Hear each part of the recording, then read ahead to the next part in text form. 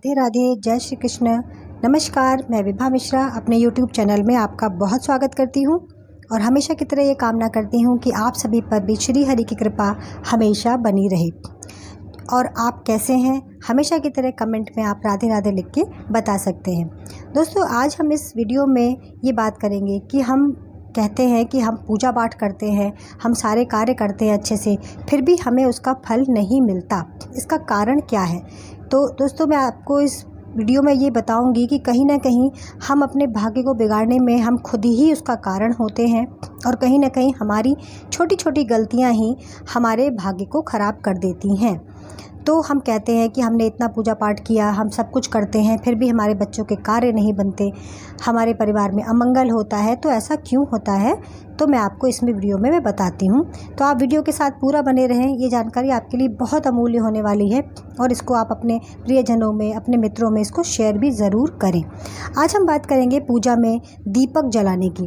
देखिए, हमारे सनातन धर्म में कोई भी ऐसी पूजा नहीं है जो दीपक जलाए बगैर शुरू की जाती हो। दीप जलाना एक बहुत ही कॉमन सी चीज़ है और बहुत महत्वपूर्ण बात होती है कि किसी भी पूजा में सबसे पहले दीप प्रज्वलित किया जाता है, उसके बाद ही कोई पूजा की जाती है।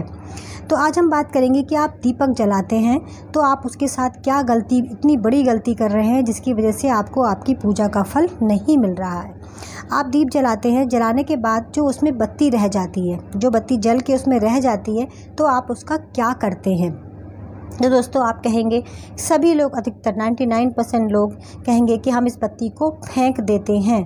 तो आप ये समझ लीजिए कि इस बत्ती के साथ में आप अपने भाग्य को भी फेंक दे रहे हैं।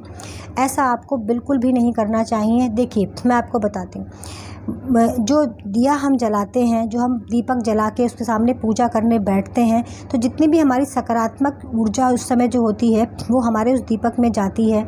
हमारे इष्ट देवता उसमें आके बस जाते हैं। और आपने देखा होगा कि कहा जाता है कि दीपक जलाने का क्या फल होता है। कभी कभी दीपक में हमारे फूल बन जाता है, माता की कृपा होती है उसमें।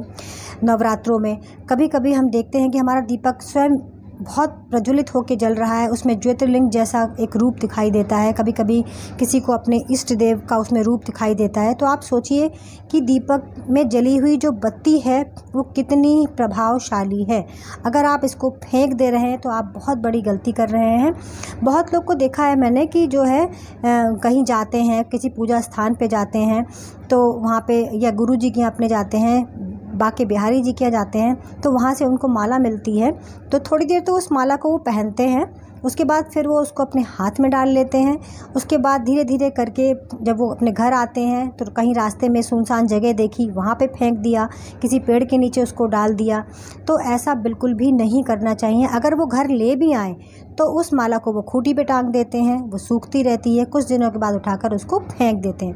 देखिए, आप जब मंदिर गए, गुरु जी के यहाँ गए, बिहारी जी के यहाँ गए, वहाँ से आपको जो माला मिली वो उनकी प्रसादी है, उनका जो फल है, आपकी पूजा का फल उस माला के रूप में आपके पास आया। बहुत लोग हैं इन चीज़ों को, पूजा की सामग्री को इकट्ठा करते हैं, पन्नी में बांधते हैं और उसको जमुना जी में या गंगा जी में ले जाकर फेंक देते हैं। कहीं जा रहे होते हैं, रास्ते में कोई पुल पड़ जाता है, उसके नीचे अगर गंगा जी पड़ जाती हैं तो उसमें उठाकर फेंक देते हैं। देखिए, ये सबसे बड़ी गलती आप करते हैं। हमारे शास्त्रों में कभी भी बताया गया है, ये नहीं कहा गया है कि गंगा जी या जमुना जी में कोई भी चीज़ प्रवाहित की जाती है, विसर्जित करने का कोई भी प्रावधान नहीं है। देखिए, जब तक हम अपने गुरुजनों की शरण में नहीं जाते हैं, हमें इन चीज़ों की जानकारी बिल्कुल भी नहीं होती है। तो आप इस वीडियो को अगर सुन रहे हैं तो बहुत ध्यान से सुनिए, वीडियो को स्किप बिल्कुल भी मत कीजिए। और वीडियो पसंद आता है तो प्लीज़ एक लाइक ज़रूर कीजिएगा और चैनल को सब्सक्राइब करना बिल्कुल भी ना भूलिएगा। तो मैं बात कर रही थी कि पूजा पाठ के सामान को इकट्ठा करके पन्नी में बांध के कभी भी गंगा जी में नहीं फेंकना चाहिए। गंगा जी या जमुना जी में हमें सिर्फ़ और सिर्फ अस्थियां विसर्जन का ही हमें जो आ गया है वो है। बाकी किसी भी चीज़ की, पूजा के फूलों की, जली हुई बाती, कोई सूखी माला, ये फेंकने से बहुत बड़ा पाप लगता है। हमें ये काम बिल्कुल भी नहीं करना चाहिए। तो इस बात का आप विशेष ध्यान रखें। तो आपको करना क्या है, मैं आपको 3 तरीके बताती हूँ कि आपके दीपक की जो जली हुई बाती है फूल हैं उनका आप क्या करें। सबसे पहली चीज़, आप इनको इकट्ठा करते रहिए। अगर आपका कोई पैतृक गांव है या घर है जहाँ पर आपका खेत है, बाग है या आपके घर की बहुत ज़मीन है, तो आप इकट्ठा करिए। आप 6 महीने में जाएँ, आप साल भर में जाएँ, आप इसको इकट्ठा करके रखिए और वहाँ जाकर आप एक गड्ढा खोदकर उसमें डालकर इसको दबा दीजिए। इससे होगा ये कि जो आपकी पूजा का फल है वो आपके खेत में, आपके बगीचे में दबाने से वहाँ पर खेत जो आपके हैं, बाग है, बगीचा है, घर है, दिन दुगनी रात चौगनी जो है वो उन्नति करने लगता है। तो आपको पहला काम ये करना है। अब आप कहेंगे कि हमारा कोई पैतृक गांव नहीं है, हम कहीं जाते नहीं हैं, हम शहर में रहते हैं, तो आपका अगर मकान है, मकान में आपने क्यारी छोड़ रखी है, तो ये काम अपने घर में भी कर सकते हैं। गड्ढा खोद के वहाँ पर आप इसको दबा दीजिए, तो आपके घर में आपका पूजा का फल वहीं पर रहेगा। और तीसरी चीज़, अगर आप कहते हैं कि हम फ्लैट में रहते हैं, आजकल तो फ्लैट में रहने का जो है फैशन है, तो हम फ्लैट में रहते हैं, तो हमारे पास तो मिट्टी है ही नहीं, तो हम कहाँ पर इसको दबाएँ, तो भी आप इकट्ठा कर लीजिए।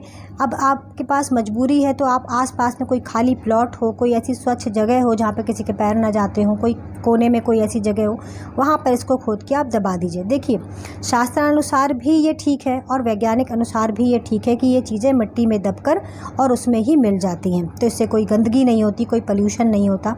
तो ये काम आप करें। अगर आपके घर के पास कोई प्लॉट भी नहीं है तो आप अपने घर में एक मिट्टी का जो है गमला लाइए, उसमें मिट्टी भरिए और उसमें इन बातियों को धीरे धीरे दबाते जाइए और मिट्टी ऊपर से ढकते जाइए।